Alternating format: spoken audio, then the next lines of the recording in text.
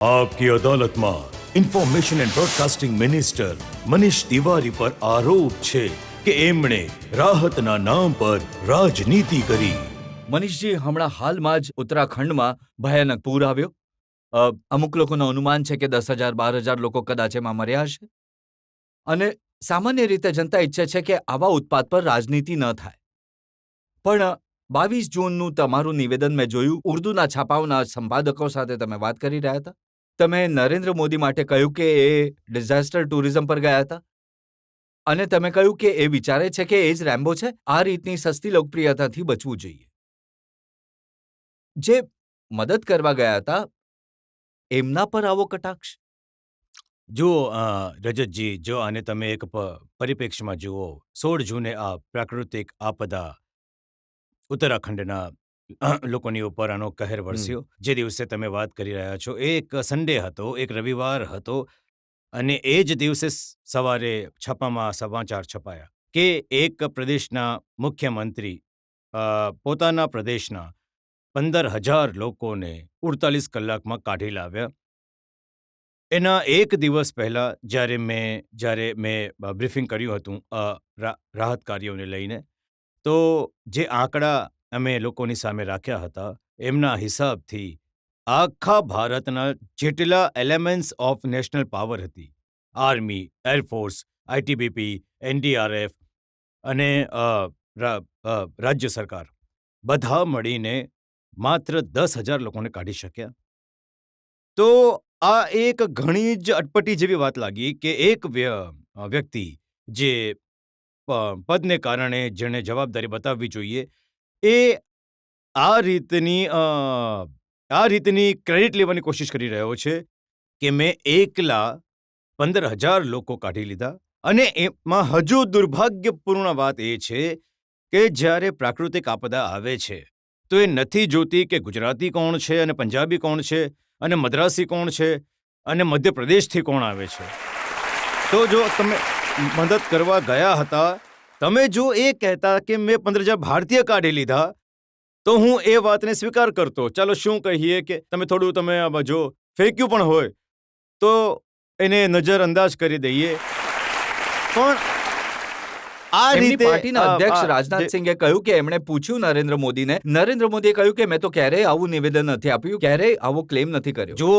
જો એમણે એવો ક્લેમ નથી કર્યો તો જે સમાચાર છપાયા હતા, એક ઘણા મોટા છપામાં એ સમાચાર છપાયા હતા, તો એનું ખંડન તો ના ભારતીય જનતા પાર્ટીની તરફથી ના તો ગુજરાત સરકાર તરફથી દેખાયું છે। જો એ કહે છે કે એમણે આવો કોઈ ક્લેમ નથી કર્યો, તો અને એ 15,000 લોકોને નથી કાઢીને લાવ્યા, 90 ઇનોવા લગાવીને, અને એના પછી એ છાપામાં 3-4 દિવસ પછી છપાયું હતું કે જો એ 90 ઇનોવા 24 કલાક ચાલતી અને આટલા દિવસ ચાલતી તો જઈને આટલા માણસો નીકળતા, તો એમને આનાથી કોઈ એ મેથેમેટિક્સ તો મેં સાંભળ્યું કે તમે આપેલું હતું। જુઓ, એક વાત આ દેશની ઘણી સારી છે કે આ દેશનું જે મીડિયા છે એ સૂચના અને પ્રસારણ મંત્રીની વાત પણ નથી સાંભળતું। જે અમે પરંપરાઓ પાછલા 60 વર્ષોમાં નાખી છે, અને આ પરંપરાઓનો આદર કરવો જોઈએ કે જો કોઈ દેશમાં સાચી રીતે હકીકતમાં ફ્રી મીડિયા છે તો એ ભારત છે। તમે કહ્યું હતું કે બીજેપીના નેતા સસ્તી લોકપ્રિયતા માટે કામ કરી રહ્યા હતા। જુઓ, એક ફોટો મારી પાસે છે, જે રાહતના પેકેટ મોકલવામાં આવ્યા છે ત્યાં આપદા માટે, એના ઉપર રાહુલ ગાંધી અને સોનિયા ગાંધીના ફોટા છે। આ રાજનીતિ નથી?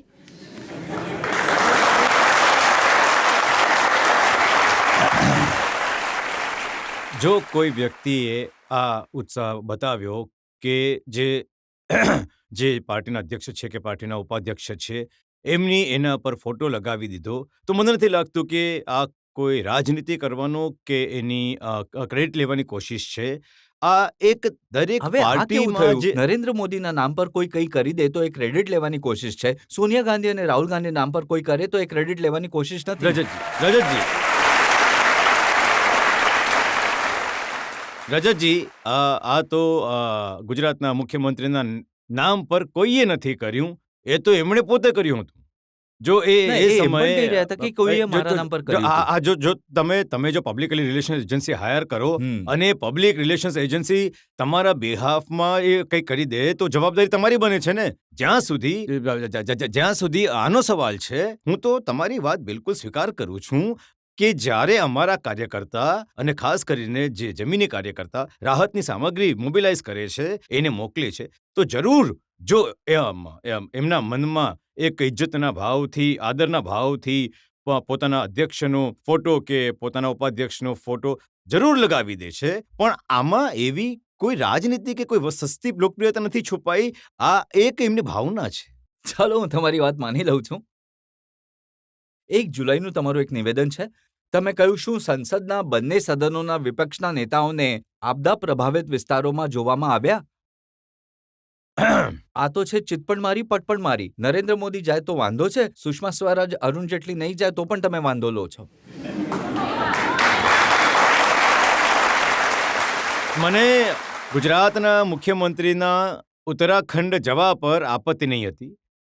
જે રીતે એમણે ક્લેમ કર્યા એના પર નહીં, આપત્તિ ઘણા છે. બધા લોકોના નિવેદનો મારી પાસે છે એ ઠીક કોંગ્રેસના છે. નેતાઓને, જેમને આપત્તિ હતી એમના ત્યાં જવા પર. જો જ્યાં સુધી બીજા નિવેદનોનો સંબંધ છે, તમે એ લોકોને એના વિશે સ્પષ્ટીકરણ તમે અદાલતમાં બોલાવીને પૂછી શકો છો. જ્યાં સુધી મારો પ્રશ્ન છે કે અમારા અન્ય મુખ્યમંત્રીઓ પણ ગયા. આફ્ટર ઓલ મહારાષ્ટ્ર મુખ્યમંત્રી ગયા, મધ્યપ્રદેશના મુખ્યમંત્રી પણ ગયા, તમારા અન્ય પ્રદેશના મુખ્યમંત્રીઓ પણ ગયા, અને અન્ય કોઈ બીજાના જવા પર કોઈ રોકટોક નથી કરી, કોઈ આપત્તિ નથી કરી. પણ જો કોઈ વ્યક્તિએ કોઈ ખોટો ક્લેમ કર્યો છે તો એને અમે નહીં, જે રીતે જરૂર તમે સુષ્માજી અને સુષ્માજી અને અરુણજીનો જ્યાં સુધી સંબંધ છે, જરૂર જ્યારે આવી કોઈ પ્રાકૃતિક આપદા હોય છે, ત્યાં જો કોઈ નેતા પ્રતિપક્ષ જાય એમને સાંત્વના આપવા માટે, તો આ એક સારી વાત છે. અને આ ઘણી સારી વાત બનતે જો, આ પરંતુ- પરંપરા પર પરંતુ જો આ તમે જો- જો શ્રીમતી સોનિયા ગાંધીજી જ્યારે નેતા પ્રતિપક્ષ હતા, ભલે એ કાલચૂક થયું, ભલે અન્ય કોઈ આતંકવાદી હુમલો થયો કે પ્રાકૃતિક આપદા બની, દરેક સ્થળે પહોંચતા હતા. એનાથી જરૂર જે લોકોને આહત મળી પહોંચી છે, એમના આંસુ લૂછવા, એમને એક સહાનુભૂતિ આપવામાં, જો ક્યાંયથી સરકાર તરફથી કોઈ ભૂલ થઈ હોય મદદ પહોંચાડવામાં, એને બરાબર તમારી કરવામાં વાતને હું વિપક્ષનો એકદમ સાચી ગણું છું કે એમને ત્યાં જવું જોઈતું હતું, પણ એમને રોક્યા કોણે? ભારત સરકારના હોમ મિનિસ્ટરે. ગૃહમંત્રી શિંદે સરનું નિવેદન મારી પાસે છે. એમણે કહ્યું કે વીઆઈપી લોકોના લેન્ડ થવાથી બધા પોલીસવાળા વીઆઈપીની દેખરેખમાં લાગે છે, એ માટે મેં વિનંતી કરી હતી.